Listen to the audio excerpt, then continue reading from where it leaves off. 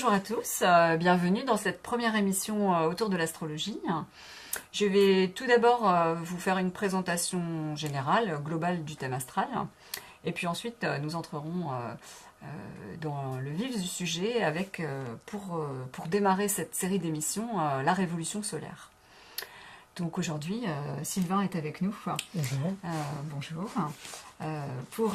Pour aller regarder de plus près ce qui va se passer pendant cette période de révolution solaire que je vais vous présenter dans quelques instants. Alors, tout d'abord, au niveau du thème, dans sa globalité, nous avons donc ce qu'on appelle une carte du ciel avec un cercle central qui représente les signes du zodiaque que nous connaissons tous, Bélier, Taureau, Gémeaux, Cancer, Lion, etc. Il y en a 12. Sur ces signes viennent se placer les maisons. Il y en a 12 également, donc on démarre avec l'ascendant, la première maison, et on a 12 maisons qui viennent s'inscrire sur le cercle zodiacal, chaque maison représentant un domaine bien particulier de la vie de chacun. Ensuite, les planètes viennent se disposer autour du zodiaque, en fonction bien sûr du moment choisi, donc en l'occurrence au moment de la naissance, lorsqu'on établit le thème astral. Donc ces planètes qui sont au nombre de 10 vont avoir des relations entre elles, qu'on appelle aspects, qu'on peut voir, elles se matérialiser par ces traits en couleur. Il y a différents aspects dans un thème qui vont être très importants pour l'interprétation justement de ces relations qu'il y a entre les planètes. Alors dans un thème, qu'est-ce qu'on va regarder pour avoir déjà une approche globale? On va déjà regarder la répartition des planètes par rapport à l'horizon. Ici on a la ligne d'horizon, donc on va déjà avoir une première idée si les planètes sont réparties, par exemple, plutôt au-dessus de l'horizon, plutôt en dessous, plutôt sur la gauche du thème ou plutôt à droite. Ici, concernant Sylvain, nous avons un thème où les planètes sont plutôt réparties de façon équitable. Donc il n'y a pas vraiment d'accent particulier sur un secteur. Alors d'autres choses qui sont très importantes, c'est le Soleil et la Lune, qu'on appelle aussi luminaires. On va aller regarder dans quel signe se trouvent ces deux éléments. Donc ici, on a un soleil poisson, donc dans un signe d'eau, avec une lune en gémeaux, dans un signe d'air. Donc là, on a déjà une indication intéressante, puisqu'on va essayer de comprendre comment ces deux principes, masculin et féminin, fonctionnent entre eux, ou au contraire, peuvent avoir des difficultés à fonctionner. En l'occurrence, entre l'eau et l'air, c'est pas forcément facile, c'est pour ça qu'on a un carré, donc un aspect de couleur rouge, où il peut y avoir des tensions, des frictions de temps en temps. Alors très concrètement, un soleil en poisson, avec un soleil en poisson, on va plutôt avoir une personnalité très très sensible, avec beaucoup de perception, beaucoup d'émotivité puisqu'on est dans un signe d'eau, mais aussi une recherche d'idéal plutôt très forte, Je confirme. éventuellement une quête spirituelle, on peut être dans ce domaine-là. Et puis sur le plan relationnel, dans un signe d'eau, la part sensible va être très importante. Donc ça ne sera pas forcément je dirais toujours facile avec la lune en gémeaux, dans le sens où la lune en gémeaux c'est un signe d'air, le gémeaux est un signe plus léger, très communicatif, donc on va retrouver un besoin de relation, un besoin de discuter, d'aller vers les autres, de contact, mais aussi de transmettre. Donc une certaine curiosité intellectuelle, je dirais, peut être très présente. Et en même temps, une facilité de contact, je dirais. Qu'on n'a peut-être pas forcément avec ce soleil poisson, où il peut y avoir soit une certaine fusionnalité, soit une forme de discrétion, une forme de réserve, parce que justement, ouais, voilà, on va chercher à se protéger par rapport à ses émotions et ses perceptions qui sont là, hein, alors que la Lune en Gémeaux, elle y va, quoi. Ça contrebalance. Autre chose aussi de grande importance, c'est ce qu'on appelle les maîtrises. Alors, qu'est-ce que les maîtrises? Il faut savoir que chaque signe zodiacal possède un maître, une sorte de pilote, si je puis dire. Donc, une planète qui, de par ses énergies, sa dynamique, peut vraiment donner la couleur, le tempérament du signe en question. Par exemple, Mars, c'est la planète du Bélier. Le Bélier étant un signe de feu, un signe d'action, un signe d'impulsion.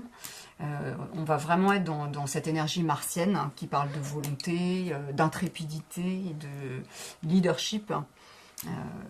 Ici, par exemple, nous avons un ascendant vierge. L'ascendant vierge qui va plutôt nous parler d'une personnalité discrète, réservée, qui cherche à faire les choses le plus parfaitement possible. Il y a un désir de perfection avec le signe de la Vierge. Il y a aussi un désir de servir, de rendre service, de se rendre utile. Donc ça, c'est quelque chose qui fait vraiment partie de la symbolique du signe. Maintenant, c'est la symbolique générale. Et c'est pour ça qu'on va aller regarder le maître de ces signes. Alors, en vérité, il y en a deux. Il y a Mercure, la planète Mercure, mais aussi l'astéroïde Cérès. Donc on va quand même aller jeter un coup d'œil sur ces deux éléments. Donc la planète Mercure, ici, dans le thème de Sylvain, elle se trouve dans le signe du Verseau, dans la maison 6. Alors le fait qu'elle soit dans la maison 6, la 6e maison, qui correspond au 6e signe de la Vierge, on retrouve ces valeurs de service, de vouloir se rendre utile, mais aussi un sens du devoir peut-être assez prononcé, hein, et aussi un intérêt pour la santé, pour tout ce qui touche à l'hygiène de vie, à la diététique, à l'alimentation, etc. Bon, ça tombe bien, puisque ça fait partie de votre métier. Et le fait que Mercure soit dans le signe du Verseau va apporter une nuance à cette interprétation en rapport avec la Vierge. Puisque là, le Verseau, on est dans un signe d'air. En Vierge, on était dans un signe de terre, donc beaucoup plus pragmatique, où on a besoin de choses concrètes, de choses, comme je le disais, plus sur le plan utilitaire. Avec le Verseau, on va être, je dirais, dans une autre forme d'utilité, entre guillemets, qui ne va pas se traduire de cette façon-là. Le signe du Verseau va plus nous parler d'apporter un petit peu sa pierre à l'édifice commun. Il y a un désir vraiment de faire progresser quelque chose au niveau de la société, de la collectivité. Ça va dépasser l'aspect individuel, je dirais. Donc ce maître d'ascendant qui se trouve en Verseau, c'est plutôt une grande richesse, puisque ça vient encore élargir ce premier sens de vouloir se mettre au service d'une cause, de quelque chose. Donc là, il y a vraiment un désir de faire quelque chose pour la collectivité, pour le groupe dans lequel on est, et puis, si possible, de façon innovante, d'apporter quelque chose d'inédit qu'on ne connaît pas encore.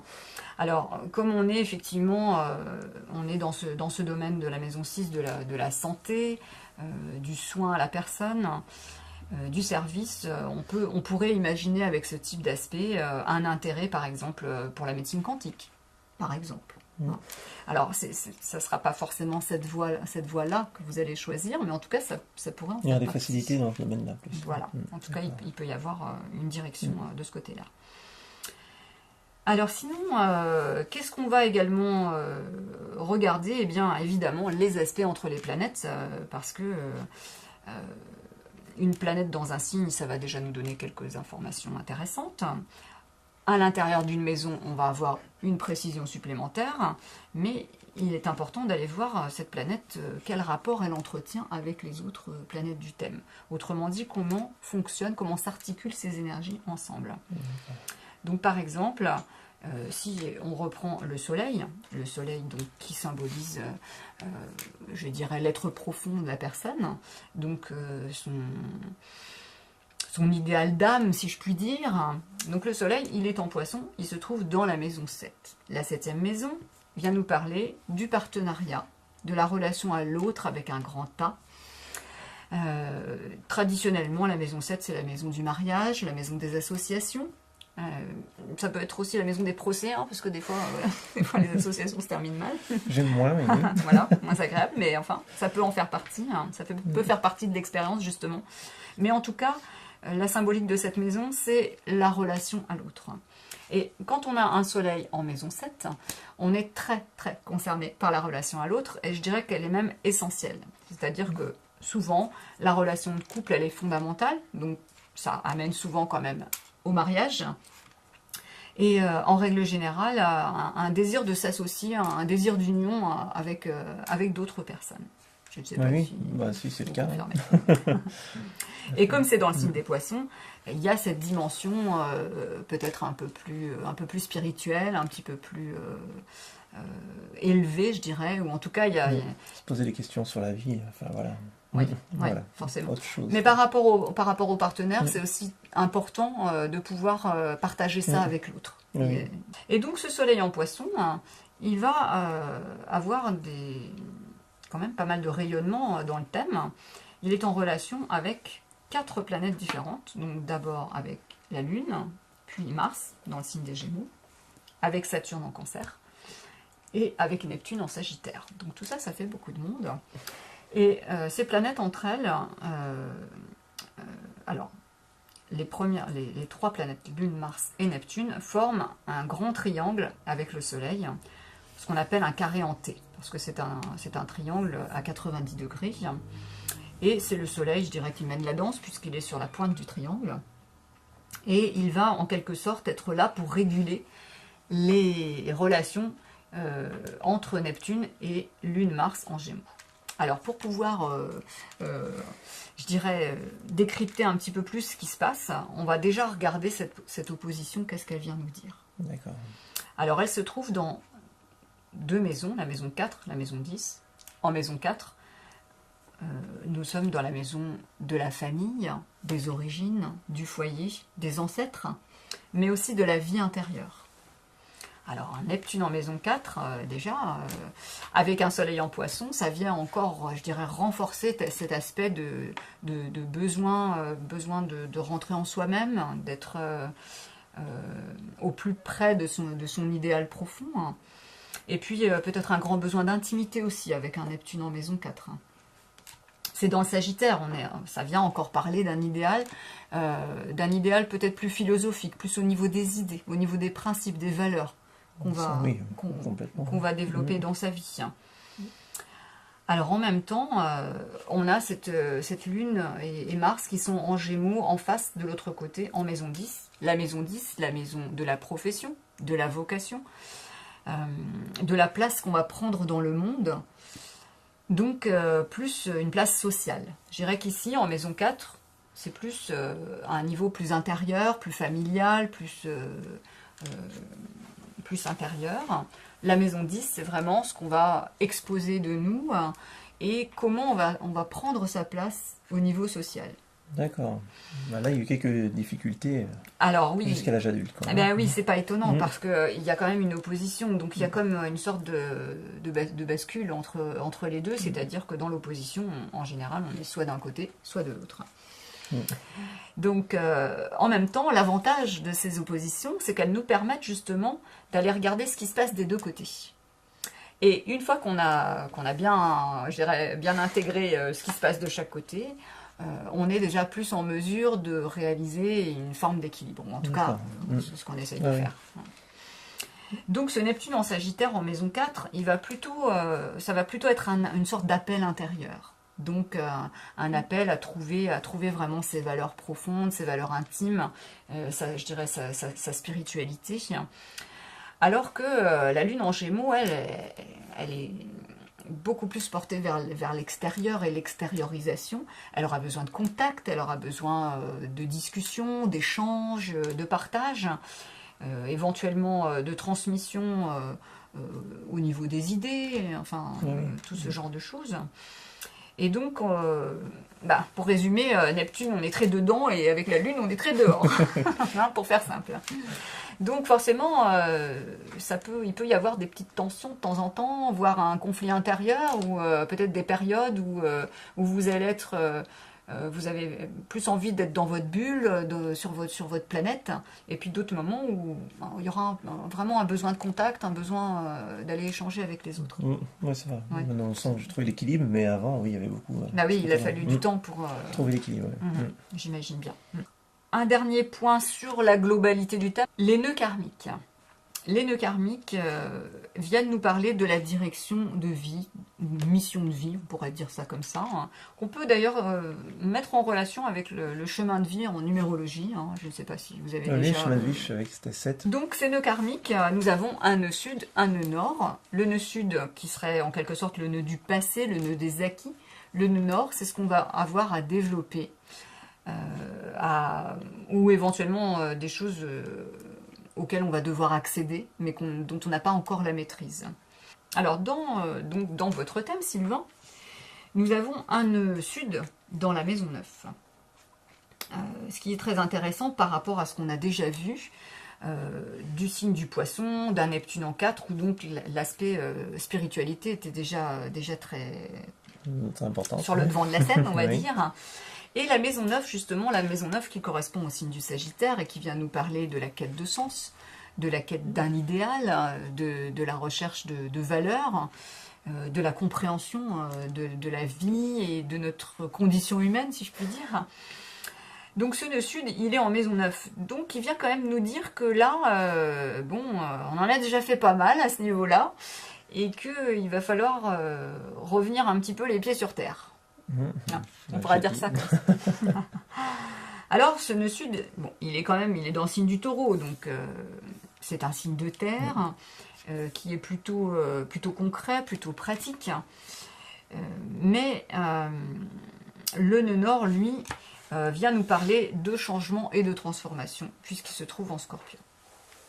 Et il se trouve en plus conjoint à une planète, à la planète Uranus, qui vient nous parler de changement, de renouveau, je dirais c'est un peu la révolution avec Uranus, c'est-à-dire qu'on veut vraiment aller vers complètement autre chose. Oui, complètement ça. C'est un grand bouleversement. Oui, oui. Alors, le fait de passer de la maison 9 à la maison 3, on pourrait résumer de cette façon que au départ, donc, il y a un grand désir de spiritualité, d'idéal, de quête spirituelle, mais il peut y avoir aussi un enfermement à ce niveau-là, à un moment d'être trop parti dans ces sphères et puis d'oublier un petit peu le quotidien, la relation aux autres toute simple, peut-être des expériences vraiment qui, à première vue, n'ont rien de spirituel, mais qui, peut-être, de façon plus subtile, amènent d'autres choses et d'autres connaissances. L'expérience. Voilà. Donc ce nœud nord, c'est ce qu'il propose. En même temps, comme Uranus est là, on pourrait dire qu'on ne s'ennuie pas. Il y a certainement dans votre environnement ou dans vos expériences du quotidien des imprévus, des choses qui se manifestent sans l'avoir planifié. C'est très bien. Voilà, et qui apporte vraiment une richesse supplémentaire. D'autant qu'on peut voir Uranus, il a deux trigones, donc il est j'aime pas employer ce terme de bien aspecté, mais on pourrait dire qu'il a des aspects harmonieux. Et il s'entend bien avec la Lune, il s'entend bien avec Mercure et Vénus. Donc ça va être une belle ressource au niveau des énergies. Ces occasions de changement, elles vont être bien accueillies, je dirais. D'accord. Moi, je peux faire confiance à mon intuition. Ah oui, très certainement. Donc, de toute façon, avec le signe du Scorpion, on est amené à contacter ces énergies profondes, son instinct même. Oui. Donc, je vais aborder votre révolution solaire. Comme vous êtes né au mois de mars, nous allons donc nous pencher sur la révolution solaire en cours, c'est-à-dire celle qui a commencé au mois de mars 2017 et qui va se terminer en mars 2018. Très bien. Alors, ce qu'on va aller regarder dans la révolution solaire, la première chose, c'est comme l'ascendant généralement change par rapport au thème de naissance, puisqu'on recalcule le thème à partir de la position exacte du soleil de naissance, eh bien, on va regarder cet ascendant de révolution solaire, où est-ce qu'il se trouve par rapport au thème natal. En l'occurrence, il se trouve dans la maison 12 du thème natal. Autrement dit, les expériences de la maison 12 vont être, je dirais que ça va être le travail de l'année en quelque sorte. Et la maison 12, c'est la maison du bilan. C'est la maison du bilan, éventuellement des épreuves, parce que quelquefois, en période de bilan, il y a des épreuves qui se manifestent, parce qu'il y a des choses qui ne se sont pas forcément posées comme on aurait voulu, ou alors peut-être qu'on n'a pas fait les bons choix, ou qu'on a pris des orientations un petit peu hasardeuses, et du coup, quand on arrive en phase de bilan, bon, bah là, il y a peut-être des choses à remettre au point, je dirais. Hein. Oui, j'ai l'impression que c'est le cas. Donc ce domaine-là, ça va être le domaine phare, je dirais, de cette période-là. Bon, ça se termine au mois de mars. Hein. Donc ensuite, on va aller regarder dans cette révolution solaire quelles sont les maisons qui sont particulièrement concernées, donc les domaines sur lesquels probablement vous avez eu à vous pencher cette année et vous avez encore un petit peu à y regarder. Alors, on a donc ces domaines-là, ce sont ceux dans lesquels on va trouver des planètes. Alors, ça ne veut pas dire qu'il ne se passe rien dans les maisons où il n'y a pas de planètes, mais dans celles où il y a des planètes, il y aura un accent particulier. Et il y aura des ressources énergétiques. D'accord, ça sera bien de les utiliser. Après, on a notre libre arbitre et quelquefois, la personne n'utilise pas ces ressources ou les utilise peu, mais en tout cas, les ressources sont là. Donc, c'est ça qui est important à savoir. Donc, dans cette révolution solaire, nous avons différentes maisons qui sont occupées. On a Jupiter en maison 3, Saturne et Pluton en maison 5, Neptune en 7, Soleil-Mercure en 8, Vénus, Uranus et Mars en maison 9. Donc ici, on a un amas de planètes. Je parlais d'amas de planètes tout à l'heure. Alors, on en a un ici, mais il est entre deux maisons. Et puis, la Lune en maison 12, qui sera vraiment importante à aller regarder, puisque cette révolution solaire se trouve dans la 12e maison du thème natal, avec une Lune en 12 en révolution solaire. Donc, ça va être une maison importante, et qui va aussi nous parler... peut-être d'un besoin à certains moments de se retirer du monde en quelque sorte, de rentrer en soi-même, d'aller un petit peu, de prendre du temps pour soi. D'accord, de maturer, ouais. Maturer les réflexions. Voilà, et comme c'est la Lune qui se trouve là, je dirais que ça va être cyclique.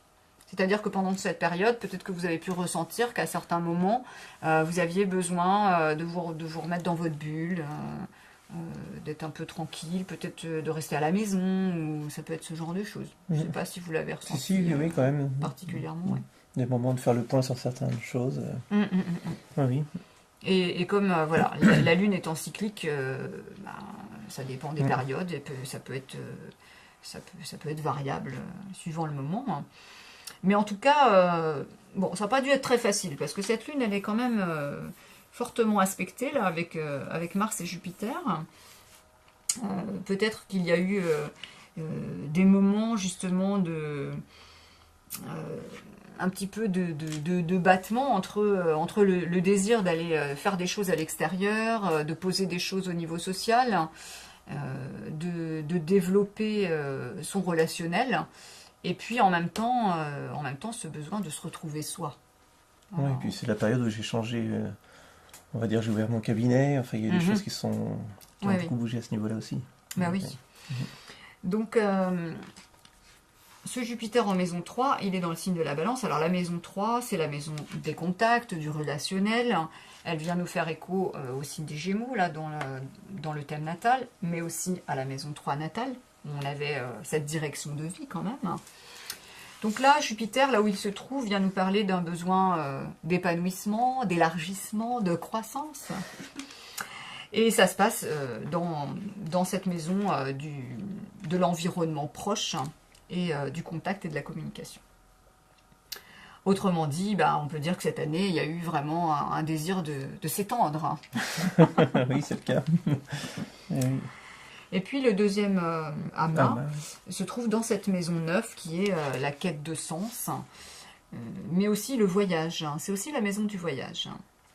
Donc quand on a du monde comme ça en maison 9, on peut imaginer qu'il peut y avoir des occasions de voyage. Alors je ne sais pas si vous avez voyagé non, au cours de cette année. Non, mais il reste 3 mois. Ça pourrait arriver, il reste encore 3 mois.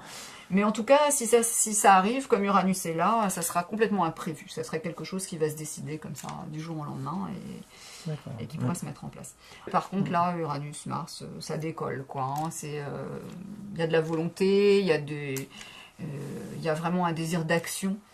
Et puis là encore, il peut être contrarié, mais contrarié pas dans le sens d'une volonté extérieure, mais plus dans le sens où vous allez certainement chercher à trouver un équilibre, à harmoniser les choses. Donc il y aura du doute, il y aura des périodes de doute, je dirais. Donc là, je le redis, c'est vraiment une synthèse. On aborde les choses de façon très concise et concentrée. Bien sûr, il y a encore beaucoup de choses à dire sur ce thème natal et sur cette révolution solaire. D'accord. Et pour clore cet entretien, je vous propose de poser une question. Moi, j'ai toujours eu un rapport assez étrange avec l'argent. Donc, est-ce qu'on peut réussir à voir un peu quel est ce rapport étrange avec l'argent? Voilà.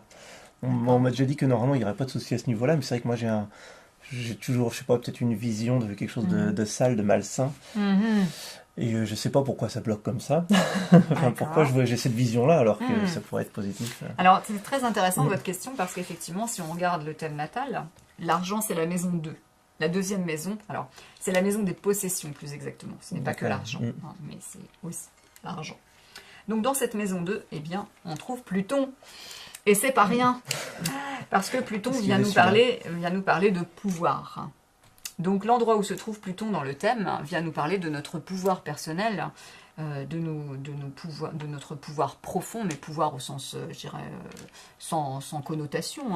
D'accord, pas de supériorité. Oui, non, il n'y a aucun jugement de valeur, mais simplement, donc c'est notre capacité finalement à nous manifester pleinement, on pourrait dire ça, mais aussi à aller dans nos profondeurs. Et aller même dans les profondeurs de notre subconscient, puisque Pluton, en référence à la mythologie grecque, c'est Hadès, le dieu des enfers au sens mythologique du terme. Donc ce Pluton en maison 2, il est dans le signe de la balance.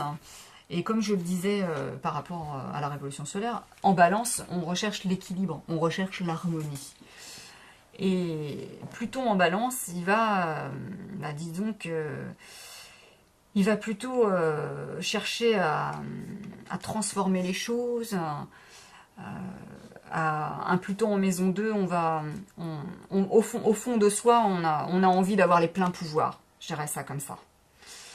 Et peut-être que c'est ça qui ne s'est pas encore manifesté ou qui bloque. Parce que on a le maître de la balance, Vénus, qui se trouve dans le signe du Verseau. Et dans le Verseau, on a un idéal très détaché des valeurs matérielles. On est beaucoup plus dans un idéal spirituel, intellectuel, philosophique. Et la matière, c'est un peu secondaire, quoi, je dirais.